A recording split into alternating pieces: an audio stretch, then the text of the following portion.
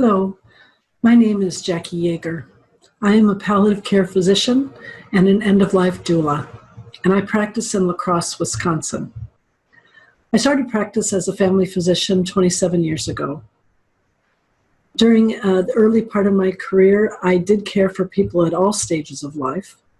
As family physicians, we like to say that we care for people from the womb to the tomb. However, during the first third of my career, I really focused on the beginning of life. I loved delivering babies and caring for newborns, and this really was my passion.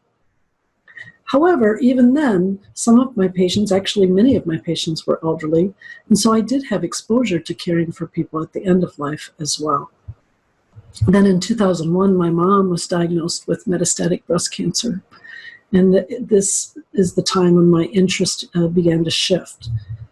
After accompanying her through end of life, I discovered how similar birth and death can be.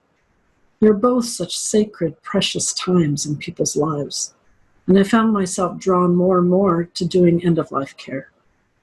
So I pursued and obtained board certification in hospice and palliative care, and I've been doing this kind of work ever since. For about 10 years, I worked as a palliative physician and hospice medical director in a large medical system. However, after training as an end-of-life doula, I discovered that I wanted to spend more time at the bedside of my dying patients. And in my position as hospice medical director, there was just too much administrative types of things that had to be done. So I left that traditional health system practice and started my own private practice about 2 years ago. Now I care for people in their homes as a palliative physician, and I do intensive vigil support for people during their active dying time. As a doctor and a doula, I wear two hats. And I'm pretty comfortable in my doctor hat, but my doula hat is newer, and I'm still learning about some of the aspects of care that an end-of-life doula does. So I need to learn, like many of you, what is in my scope of practice and what isn't.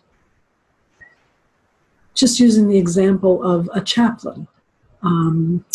I may have a patient who's suffering spiritually, and I need to know where I can intervene and when I need to call in an expert. Now, just because I'm not a chaplain doesn't mean that I don't benefit from knowing as much as I can about spiritual practices and various spiritual traditions. And I think the same thing applies to non-medical doulas knowing about medical practices. So I created this course in order to help non-medical doulas learn what is going on medically with your clients. Now, this isn't going to make you a nurse or a doctor, but it will make you a better doula, just like studying spiritual practices make me a better doctor. Sometimes on Facebook, I just cringe at some of the misinformation and conflicting opinions that I see on the end-of-life caregiver Facebook pages.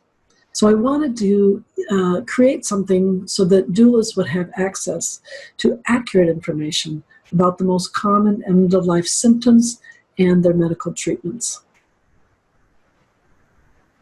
If you've ever visited a foreign country where you don't speak the language, you know it can be pretty stressful.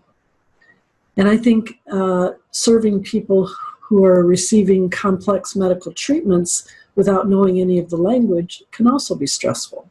So this course will kind of help you understand some of the language a little bit better. And then you can serve your clients with less stress and more presence. I will share information in this course that will build your confidence to help you see what you really can do to help with these symptoms. I think one of the most important things that end-of-life doulas bring to the table is continuity.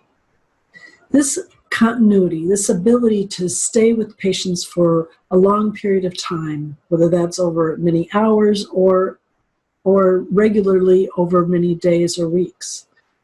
This allows you to observe things, and you can observe what makes the pain better or worse.